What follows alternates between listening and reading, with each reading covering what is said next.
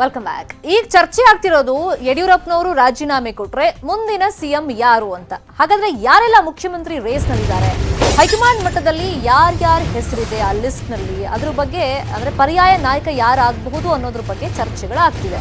ಯಾಕಂದ್ರೆ ಮುಖ್ಯಮಂತ್ರಿ ಯಡಿಯೂರಪ್ಪನವರು ಮಧ್ಯಾಹ್ನ ಮೇಲೆ ಒಂದು ರಿಯಾಕ್ಷನ್ ಕೊಡುವಾಗ ಹೇಳಿದ್ದು ಪರ್ಯಾಯ ನಾಯಕನ ಬಗ್ಗೆ ಅಥವಾ ಯಾರ್ದಾರ ಹೆಸರು ಸೂಚಿಸಿ ಅಂದ್ರೆ ನಾನಂತೂ ಸೂಚಿಸಲ್ಲ ಅಂತ ಖಡಾಖಂಡಿತವಾಗಿ ಅವರಂತೂ ಹೇಳಿದ್ರು.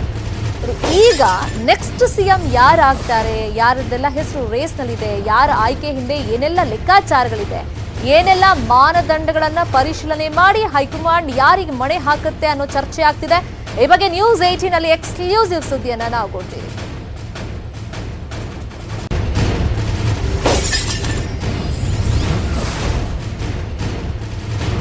ಈಗ ಎಲ್ಲರೂ ಹೇಳ್ತಿರೋದು ಯಡಿಯೂರಪ್ಪ ಅಂದ್ರೆ ಬಿಜೆಪಿ, ಬಿಜೆಪಿ ಅಂದ್ರೆ ಯಡಿಯೂರಪ್ಪ, ಪರ್ಯಾಯ ನಾಯಕನ ಬಗ್ಗೆ ಚರ್ಚೆ ಆಗ್ತಿತ್ತು. ಹಾಗಾದ್ರೆ ಸಿಎಂ ರೇಸ್ ಅಲ್ಲಿ ಯಾರ್ಯಾರಿದ್ದಾರೆ? ಕೇಂದ್ರ ಸಚಿವ ಪ್ರಹ್ಲಾದ್ ಜೋಶಿ ಅವರ ಹೆಸರು ಕೇಳಿ ಬರ್ತಾ ಇದೆ. ಇನ್ನು ಸಚಿವ ಮುರುಗೇಶ್ ಆರ್ ನಿರಾಣಿ ಅವ್ರ ಹೆಸರು ಕೂಡ ಕೇಳಿ ಬರ್ತಾ ಇದೆ. ರೇಸ್ ನಲ್ಲಿ ಅವರು ಇದ್ದಾರೆ. ಇನ್ನು ಉಪಮುಖ್ಯಮಂತ್ರಿಗಳು ಇಬ್ರು, ಗೋವಿಂದ ಕಾರಜೋಳ ಹಾಗೇನೆ ಅಶ್ವಥ್ ನಾರಾಯಣ್ ಅವ್ರ ಹೆಸರು ಕೂಡ ರೇಸ್ ನಲ್ಲಿ ಕೇಳಿ ಬರ್ತಾ ಇದೆ. ಇನ್ನು ಸಿಟಿ ರವಿ ರಾಷ್ಟ್ರೀಯ ಪ್ರಧಾನ ಕಾರ್ಯದರ್ಶಿ ಹಾಗೇನೆ ಶಾಸಕ ಅರವಿಂದ್ ಬೆಲ್ಲದ್ ಹೆಸರು ಕೂಡ ರೇಸ್ ನಲ್ಲಿ ಕೇಳಿ ಬರ್ತಾ ಇದೆ. ಇಲ್ಲಿ ರೇಸ್ ನಲ್ಲಿ ಕೇಳಿ ಬರ್ತಾ ಇದೆ ಹೌದು, ಆದ್ರೆ ಹೆಸರು ಚಾಲ್ತಿಯಲ್ಲಿ ಇದೆ. ಯಾವೆಲ್ಲ ಮಾನದಂಡದ ಆಧಾರದ ಮೇಲೆ, ಇಲ್ಲಿ ಜಾತಿ ಲೆಕ್ಕಾಚಾರ ಆಫ್ಕೋರ್ಸ್ ಇದ್ದೇ ಇರುತ್ತೆ, ಅವ್ರ ಸಾಮರ್ಥ್ಯ ಏನಿರುತ್ತೆ ಅದೆಲ್ಲವನ್ನು ಕನ್ಸಿಡರ್ ಮಾಡಿನೇ ಈಗ ಹೈಕಮಾಂಡ್ ನಾಯಕರು ಯಾರಿಗೆ ಮಣೆಯನ್ನ ಹಾಕ್ತಾರೆ, ಪರ್ಯಾಯ ನಾಯಕ ಅಂತ ಗುರುತಿಸ್ತಾರೆ ಅನ್ನೋದನ್ನ ನೋಡ್ಬೇಕಾಗತ್ತೆ.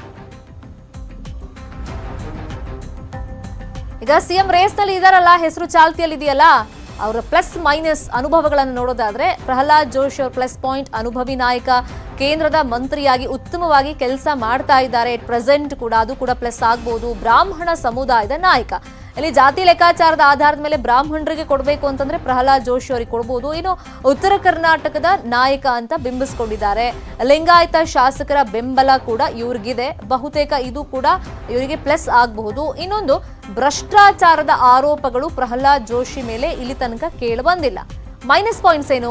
ಹೆಚ್ಚಿನ ಜನಸಂಪರ್ಕ ರಾಜ್ಯದ ಮಟ್ಟಿಗೆ ಇಲ್ಲ ಅಂತ ಹೇಳಿ, ಮತ್ತೆ ಮಾಸ್ ಲೀಡರ್ ಅಂತ ಗುರುತಿಸ್ಕೊಳ್ತಾರಲ್ಲ, ಒಂದು ವರ್ಚಸ್ ಇರುತ್ತಲ್ಲ, ಆ ಮಾಸ್ ಲೀಡರ್ನ ವರ್ಚಸ್ ಇಲ್ಲ ಅಂತ. ಮತ್ತೊಂದು ಹೆಸರು ಮುರುಗೇಶ್ ನಿರಾಣಿ. ಪ್ಲಸ್ ಪಾಯಿಂಟ್ಸ್ ನಾವು ನೋಡ್ತಾ ಹೋಗೋದಾದ್ರೆ ಪಂಚಮಸಾಲಿ ಲಿಂಗಾಯತ ಮುಖಂಡ, ಜಾತಿ ಆಧಾರದ ಮೇಲೆ ಕೊಡೋದಾದ್ರೆ ಬಹುಶಃ ಇವ್ರಿಗೆ ಮಣೆ ಹಾಕಬಹುದು ಅಂತ ಕಾಣಿಸುತ್ತೆ, ಗೊತ್ತಿಲ್ಲ. ಜಾತಿ ಮತ್ತೆ ಮಠಾಧೀಶರ ಬೆಂಬಲ ಕೂಡ ಇದೆ. ಇನ್ನು ಹೈಕಮಾಂಡ್ ಜೊತೆ ನೇರವಾಗಿ ಸಂಪರ್ಕವನ್ನ ಹೊಂದಿದ್ದಾರೆ. ಆಗಾಗ ದೆಹಲಿಗೆ ಹೋಗಿ ಬರ್ತಲೇ ಇದ್ದಾರೆ. ರೀಸೆಂಟ್ ಆಗಿ ವಾರಣಾಸಿ ಕೂಡ ಹೋಗಿ ಬಂದಿದ್ದಾರೆ. ಇನ್ನು ಸಚಿವರಾಗಿ ಇವರಿಗೆ ಅನುಭವ ಇದೆ, ಕೆಲಸ ಮಾಡಿದಂತ ಒಂದು ಎಕ್ಸ್ಪೀರಿಯನ್ಸ್ ಇದೆ. ಇನ್ನು ಉದ್ಯಮಿ ಮತ್ತೆ ಹಣ ಬಲ ಕೂಡ ಮುರುಗೇಶ್ ಆರ್ ನಿರಾಣಿ ಅವ್ರಿಗಿದೆ. ಇನ್ನು ಮೈನಸ್ ಪಾಯಿಂಟ್ಸ್ ಏನು ಇವ್ರದ್ದು? ಭ್ರಷ್ಟಾಚಾರದ ಆರೋಪ ಇವ್ರ ಮೇಲೆ ಇದೆ. ಡಿನೋಟಿಫಿಕೇಶನ್ ಕೇಸ್ನಲ್ಲಿ ಇವ್ರ ಹೆಸರಿದೆ.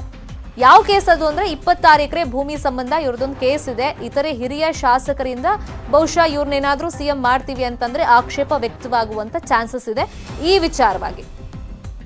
ಅಶ್ವಥ್ ನಾರಾಯಣ್ ಪ್ಲಸ್ ಪಾಯಿಂಟ್ ಅಂದ್ರೆ RSS ನಾಯಕರ ಬೆಂಬಲ ಇವ್ರಿಗಿದೆ. ಇನ್ನು ಹೈಕಮಾಂಡ್ ನಾಯಕರ ಬೆಂಬಲ ಕೂಡ ಇವ್ರಿಗಿದೆ. DCM ಆಗಿರುವಂತ ಒಂದು ಎಕ್ಸ್ಪೀರಿಯನ್ಸ್ ಇವ್ರಿಗಿದೆ.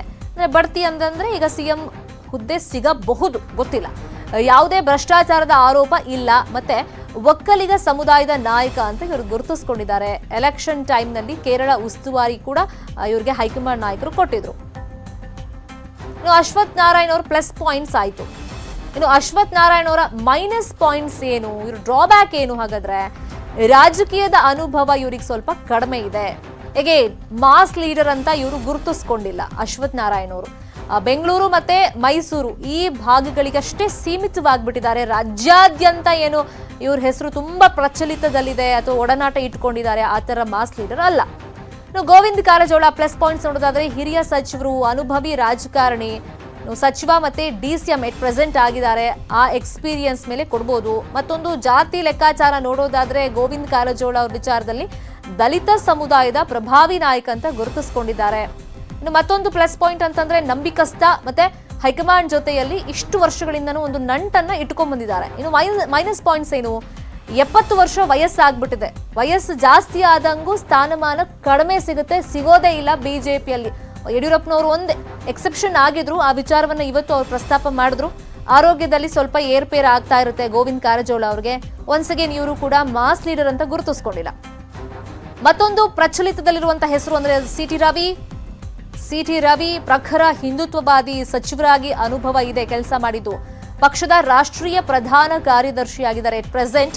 ಮತ್ತೆ ಪ್ರಭಾವಿ ಒಕ್ಕಲಿಗರ ನಾಯಕ ಅಂತ ಗುರುತಿಸಿಕೊಂಡಿದ್ದಾರೆ. ಇದರ ಜೊತೆಯಲ್ಲಿ ಹೈಕಮಾಂಡ್ ಜೊತೆ ನಂಟಿಟ್ಕೊಂಡಿದ್ದಾರೆ. At the same time RSS ನಾಯಕರ ಬೆಂಬಲ ಕೂಡ ಸಿ ಟಿ ರವಿ ಅವ್ರಿಗಿದೆ. ಇದೆಲ್ಲವೂ ಕೂಡ ಅವರ ಪ್ಲಸ್ ಪಾಯಿಂಟ್ಸ್ ಆಯ್ತು. ಇನ್ನು ಸಿ ಟಿ ರವಿ ಅವರ ಮೈನಸ್ ಪಾಯಿಂಟ್ಸ್ ಏನು ಹಾಗಾದ್ರೆ?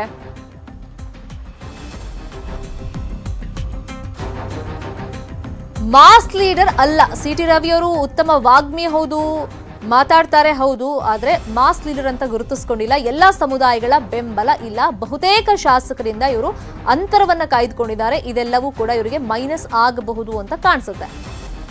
ಮತ್ತೊಂದು ಹೆಸರು ಅರವಿಂದ್ ಬೆಲ್ಲದ್, ಪ್ಲಸ್ ಪಾಯಿಂಟ್ಸ್. ಲಿಂಗಾಯತ ಸಮುದಾಯದ ಮುಖಂಡ, ಕೆಲ ಮಠಾಧೀಶರ ಬೆಂಬಲ ಅರವಿಂದ್ ಬೆಲ್ಲದ್ ಅವ್ರಿಗಿದೆ. ಸೈಲೆಂಟ್ ಆಗಿ ಸಾಕಷ್ಟು ಬಾರಿ ದೆಹಲಿಗೆ ಹೋಗಿದ್ದಾರೆ. ಅರುಣ್ ಸಿಂಗ್ ಅವರನ್ನ ಭೇಟಿ ಮಾಡಿದ್ದಾರೆ. ನೇರ ಸಂಪರ್ಕವನ್ನ ಹೈಕಮಾಂಡ್ ನಾಯಕರ ಜೊತೆಗೆ ಇಟ್ಕೊಂಡಿರೋದ್ರಿಂದ ಬಹುಶಃ ಬೇರೆಯವರು ಅಂದ್ರೆ ಬೇರೆ ಪಕ್ಷದವರು ಕೂಡ ಕಾಂಗ್ರೆಸ್ ಜೆಡಿಎಸ್ ಅವರು ಅರವಿಂದ್ ಬೆಲ್ಲದ್ ಹೆಸರು ಅಂತ ಬಂದಾಗ ಹೇಳೋದು ಕಾಂಟ್ರವರ್ಸಿ ಇಲ್ಲ, ₹1 ಮುಟ್ಟಿಲ್ಲ, ಅಂದ್ರೆ ಭ್ರಷ್ಟಾಚಾರನೇ ಮಾಡಿಲ್ಲ ಅನ್ನೋ ರೀತಿಯಲ್ಲಿ ಬೇರೆ ಪಕ್ಷದವರೇ ಹೇಳ್ತಾರೆ. ಅವೆಲ್ಲವೂ ಪ್ಲಸ್ ಆಗ್ಬೋದು. ಇನ್ನು ಅರವಿಂದ್ ಬೆಲ್ಲದ್ ಮೈನಸ್ ಪಾಯಿಂಟ್ಸ್. CP ಯೋಗೇಶ್ವರ್ ಜೊತೆ ಒಡನಾಟ ಇಟ್ಕೊಂಡಿರೋದು. ಹೈಕಮಾಂಡ್ ನಾಯಕರಿಂದ ಈಗ ಅಸಮಾಧಾನ ಇರ್ಬೋದು, ಪಕ್ಷ ವಿರೋಧಿ ಚಟುವಟಿಕೆ ನಡೆಸಿದ್ದಾರೆ ಅಂತ ಒಂದು ಅಭಿಪ್ರಾಯ ಇರ್ಬೋದು. ಮತ್ತೆ ಇದೆಲ್ಲವೂ ಏನೇನ್ ಆಗಿದೆ ಡೆವಲಪ್ಮೆಂಟ್ಸ್, BSY ಬಣದ ವಿರೋಧವನ್ನ ಇವರು ಕಟ್ಕೊಂಡಿರ್ಬೋದು. ಇವೆಲ್ಲವೂ ಮೈನಸ್ ಇವ್ರಿಗೆ ಆಗಬಹುದು. ಅಲ್ಟಿಮೇಟ್ ಆಗಿ ಅಫ್ಕೋರ್ಸ್ ಇಲ್ಲಿ ಒಂದು ಜಾತಿ ಲೆಕ್ಕಾಚಾರ ಬಂದೇ ಬರುತ್ತೆ.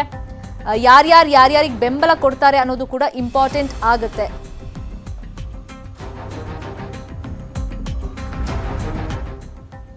ಇನ್ನು ಇದೇ 25ಕ್ಕೆ ರಾಜ್ಯಕ್ಕೆ ಕೇಂದ್ರದಿಂದ ವೀಕ್ಷಕರು ಬರುವಂತ ಚಾನ್ಸಸ್ ಇದೆ. ವೀಕ್ಷಕರನ್ನ ಕಳಿಸುತ್ತೆ ಬಿಜೆಪಿಯ ಹೈಕಮಾಂಡ್.